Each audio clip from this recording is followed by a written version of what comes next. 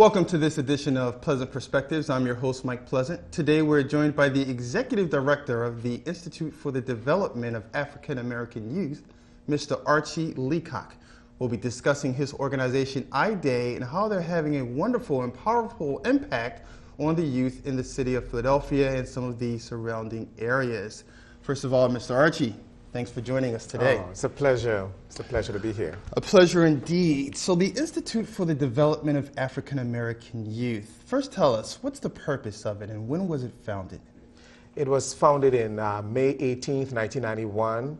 And basically, a friend and I, Stephen T. Robinson, started the agency. We were both graduate students at Temple University, and we really felt that we were going to conferences and running around doing all the academic kinds of things. And every night we turn on the television, who could we see? Our brothers and sisters on TV being arrested, being assaulted as perpetrators, victims, and we felt that we needed to take our expertise and try to make a difference and just not live in the ivory tower. Okay. Approximately how many youths and families do you service presently? About 1,200 young people. Wow. 1,200 individual young people, and then if you put a mother and a father, then it certainly then adds up beyond. Okay. Now, how are these youths actually enrolled in the program? How do they become a part of I-Day? The interesting thing about I-Day, very different from a lot of other programs, each program is designed specifically to cater a certain kind of situation and a certain age population. So it's just not an after-school program where people just come. So for example, in our Young Fathers program, where we know in our community as African Americans that fathers, the absentee father is a real issue, we really looked at that issue and figured we wanted to create something for young fathers. So we have a program 14 to 25 years old, and they come to us during the week for very intensive parenting skills, case management, helping them get jobs and all of that good stuff to help them be responsible men so they don't walk away from their kids. Okay, and you spoke of the Young Fathers United. There's several other programs that I-Day has. Give us some of the other ones. For instance, I know the main program is for ages 10 to 16. Correct. What actually happens during that program? The main program actually is our flagship program. That's how we got started. While I was teaching at Temple, on Saturdays I would go over to Ritter Hall and we would encourage young people to come and we would help them with the SAT and the college bound, the application to apply for college and so on. And that program has grown into leadership classes. We teach Swahili, we teach money management, computers, and that program has grown and led us across the city. We run a program in Southwest Philadelphia for young people who have been arrested for petty crimes like stealing a bike, shoplifting, that kind of stuff. Then we have a program in Montgomery County, Linwood Gardens Learning Center, where young people in the school district of Cheltenham are doing not as well and could do infinitely better with support. And we provide real academic support and one-on-one tutoring, leadership classes, parenting classes for the kids in Cheltenham. And you also have a Don't Fall Down in the Hood program. That's right. A very unique name. Tell us a little bit about Don't Fall Down in the Hood. Well, Don't Fall Down in the Hood, actually, because of all of the publicity we are currently getting, of the high murder rate in Philadelphia, when we looked at this 10 years ago, we saw the trend. We saw that this was coming, where young people were injuring, killing, offending, aggravated assault with other young people in the neighborhood. And our neighborhoods were frankly very dangerous places to be for a lot of our young people and their families. And we really sat around and said, what would we really want our program to do?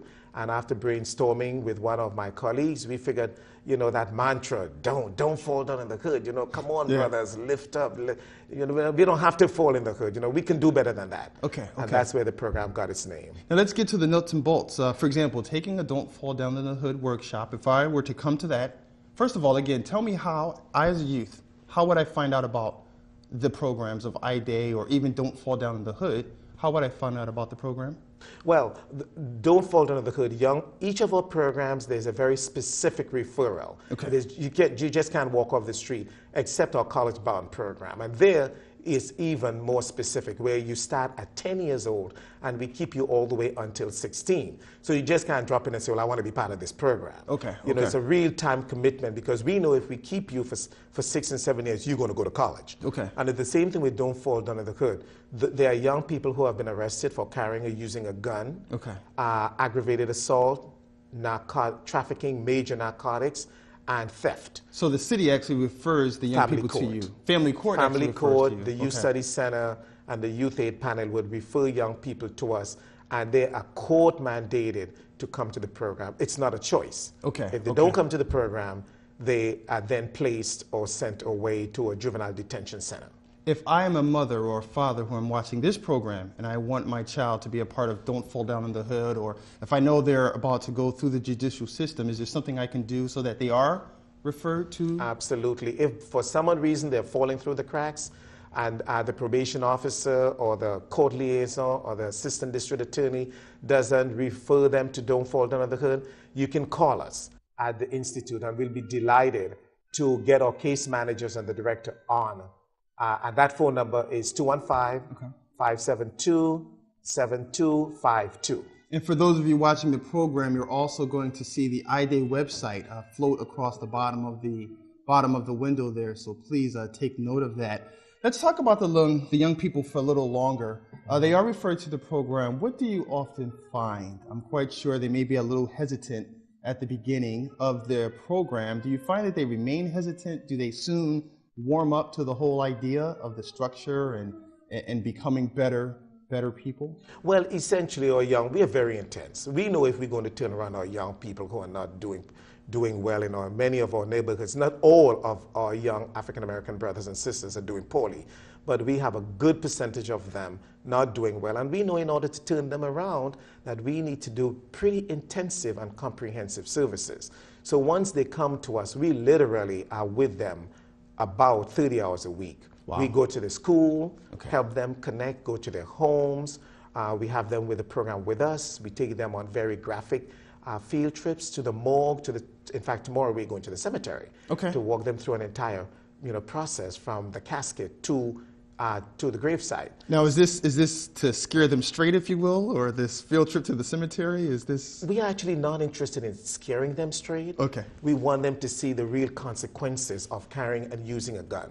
Okay. And it's not so much of being scared, but really understanding the consequences, and they're irreversible. You shoot someone, it's really going to change your life. You're correct there. Speaking about, you mentioned the disproportionate numbers of our youth that are in the system. They're caught in the system. Yes. And there are many reasons why they are in the system. One of the reasons, I think, is the fact that role models are as prevalent in our community as they once were. At one time, Malcolm, Martin, and Mandela was a role model. Then somehow or another, and other strong members of our community, somehow or another after that, it became the football player, the athlete. Right. Now it has become the rapper. Young Jeezy, 50 Cent, some of these guys are now the role models. And I'm not saying all these rappers and so forth are negative, but I'm not sure if it's the best proper role model for our youth. How do we, and this is my question for you, Archie, how do we reshift the focus of that role model from the rapper to some of the proper and upstanding people that are in our community? Yeah, well, I think it's a very complicated problem to begin with, but if I can sort of digest it down into two bites for this program, I really think to a large extent we as African Americans, we really haven't stepped up to the plate to be leaders. The media has taken over. That's why we have the folks like the rap stars and the sports figures who are leading us rather than the people in the community. But even more critical, in our community, we don't see constructive African-American brothers and sisters who are leading. As soon as we get an education and we get a job, where do we go? We move out of the neighborhood. We move out of North Philly, move out of West Philly, move out of South Philly, and we go someplace else. And what's left in these neighborhoods are real thugs, people who have not completed their GED, people who don't have the skills, the leadership, the wherewithal, and therefore they don't have anybody. I have young people who tell me they have no one who wakes up in the morning and they see go to a job every morning. Okay. A lot of life is modeling. Yeah. And if you don't model for your kids, and my son my son isn't going to know he has to get up every morning. It's implicit kind of modeling. You know what I mean? And this is the problem with our young people. We don't have our neighborhoods rich with those kinds of leaders that our young people know. Now, so in place, they have to then go to the television. You mentioned those who get the good jobs, they wind up leaving the neighborhood. But isn't that the quote-unquote American dream, whereas you do attain wealth, you try to get the best car, the best house, the best schooling, the best neighborhood?